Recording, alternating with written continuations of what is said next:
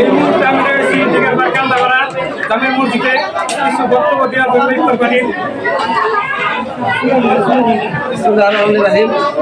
আজকে এই দিগারপাড় কান্দাপাড়া জামে মসজিদের উদ্যোগে এই মসজিদ কমিটি ইফতারের যে আয়োজন করেছেন, আপনারা যারা উপস্থিত হয়েছেন, আমার ব্যক্তিগত পক্ষ থেকে সবাইকে সালাম ও শুভেচ্ছা। ভাইয়েরা, আজকের এই আয়োজনে আপনারা যারা উপস্থিত হয়েছেন, এই মসজিদ কমিটির পক্ষ থেকে আপনাদের সবাইকে আন্তরিক শুভেচ্ছা এবং সুন্দরভাবে এই ইফতারের আয়োজন করার জন্য আমাদের পক্ষ থেকে আপনাদেরকে বিশেষভাবে ধন্যবাদ।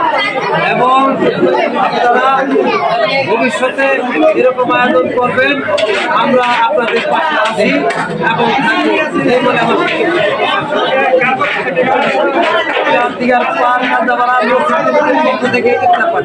এখানে আমাদের প্রধান অতিথি হিসেবে উপস্থিত হয়েছেন আমাদের শেরপুর